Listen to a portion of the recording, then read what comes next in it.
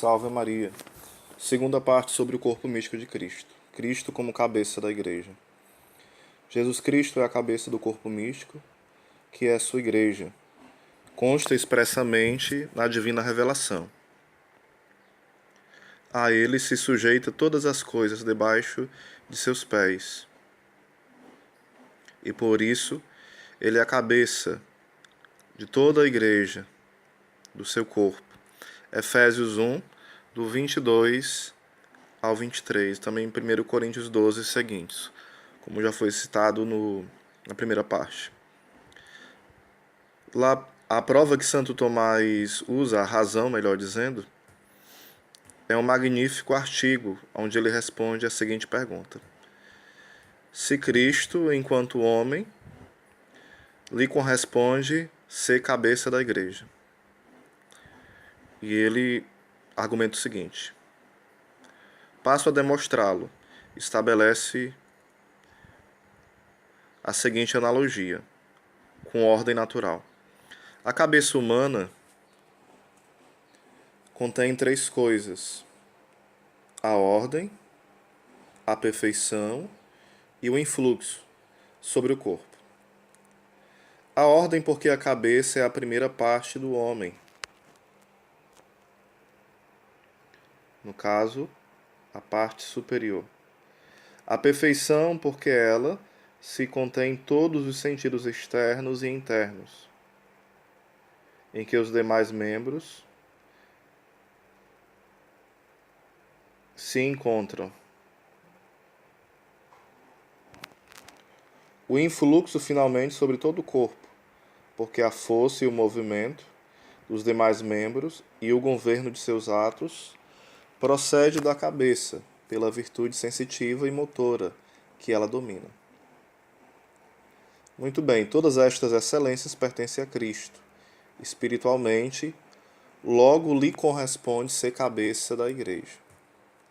Lhe corresponde a primazia da ordem, já que ele, o primogênito entre muitos irmãos, Romanos 8:29, foi constituído no céu e por cima de todo principado e potestade, virtude e dominação, e de tudo quanto tem nome. Não somente neste século, mas em todos os séculos, também nos vindouros. Efésios 1, versículo 21. A fim de que tenha a primazia sobre todas as coisas. Colossenses 1, 18.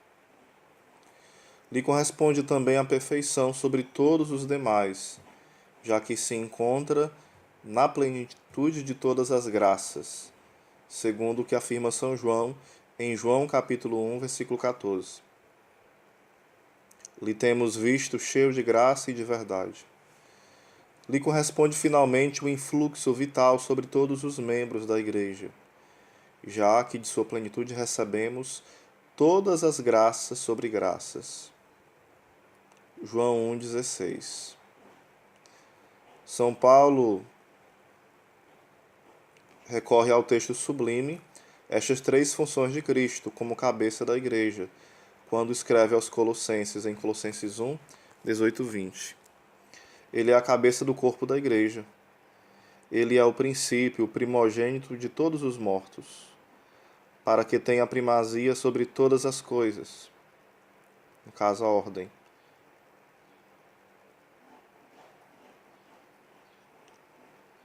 Depois o texto continua apresentando também as duas outras partes, né?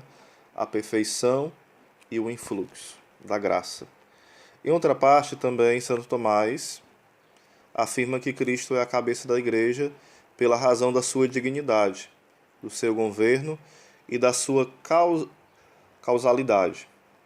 E a razão formal de ser nossa cabeça é a plenitude de sua graça habitual, contando a graça de união, de maneira que é essencialmente a mesma graça pessoal por a qual a alma de Cristo é santificada.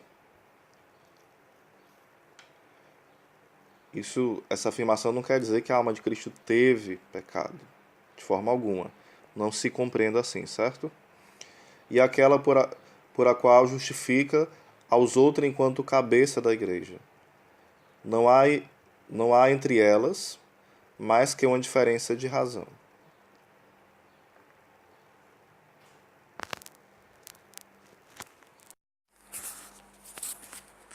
A extensão da graça capital de Cristo. Até onde se estende esta graça capital de Cristo? A quem ela afeta, de que forma e de que medida? Santo Tomás afirma de forma bem perspicaz, né, que se estende aos anjos e a todos os homens, exceto aos condenados, né, em relação aos anjos maus que se afastaram, né, e aos condenados que escolheram o pecado, o mal está longe de Deus. Ainda em diversos graus e de muitas distintas formas, Cristo é cabeça, né, dos homens e dos anjos. Cristo é cabeça dos anjos, isso consta expressamente na Escritura. Falando de Cristo, disse o apóstolo São Paulo: Ele é a cabeça de todo o principado e potestade. Colossenses 2:10. A prova da razão de São Tomás, dizendo que há um só corpo e por isso uma só cabeça. Agora bem, podemos perceber, o corpo místico da igreja não está formado só pelos homens, nem só pelos anjos, já que tanto os homens e como os anjos, tanto um como o outro, estão ordenados ao mesmo fim, que é a glória da divina fruição. E de toda esta multidão, Cristo é a cabeça, porque sua humanidade santíssima está pessoalmente unida ao Verbo e, por conseguinte, participa dos seus dons, muito mais perfeitamente que os anjos, e influi neles muitas graças, tais como a glória acidental, carismas sobrenaturais, revelações dos mistérios de Deus e outras semelhantes. Logo, Cristo é cabeça também dos anjos. Eu falei ângeles porque estou traduzindo do espanhol de forma simultânea, né? Cristo é cabeça de todos os homens, porém, em diversos graus. E aqui como explica Santo Tomás. Dos bem-aventurados, ele é perfeitamente, já que estão unidos a ele de uma maneira definitiva, pela confirmação na graça e na glória eterna. Diga-se o mesmo das almas do purgatório, enquanto a confirmação na graça. Ele é a cabeça de todos os homens em graça, também de forma perfeita, já que por influxo de Cristo possuem a vida sobrenatural, os carismas e os dons de Deus e permanecem unidos a Ele como membro vivo e atuais pela graça da caridade. Por graça e pela caridade.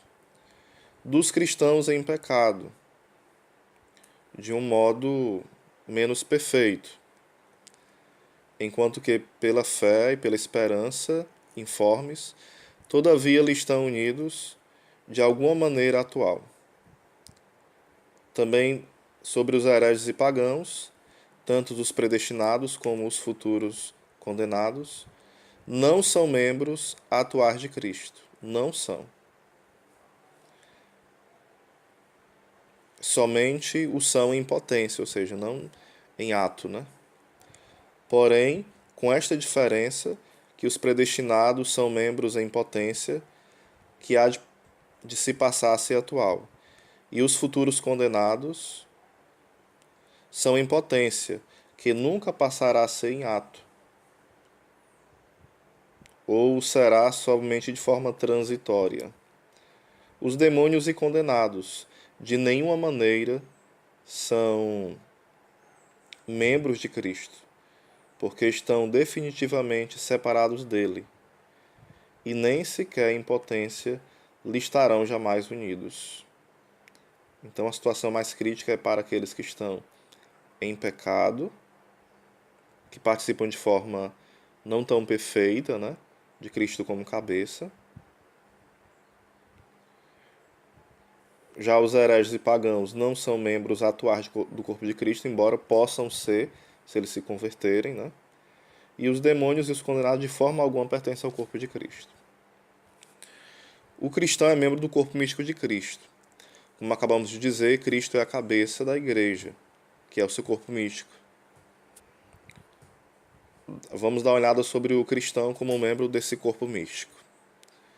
3 são as condições indispensáveis para incorporar-se plenamente na igreja como membro do corpo místico de Cristo: estar batizado, professar integralmente a fé católica e não haver se separado da igreja, nem sido excomungado por ela. Escutemos a Pio XII, proclamando esta doutrina. Entre os membros da igreja, só podemos contar os que receberam as águas regeneradas do batismo, professam a verdadeira fé e não se separaram de forma miserável, eles mesmos, né? Eles, aqui eu corrijo, né? A separação é a própria pessoa que faz, né? Do contexto do corpo, nem se apartaram da legítima autoridade por causa de gravíssimas culpas, ou seja, a igreja tem essa autoridade, mas é a pessoa que por uma livre escolha opta pelo pecado de forma mais radical e ela se separa, né, do corpo místico de Cristo. Ela começa a separar-se por uma opção mais radical pelo pecado.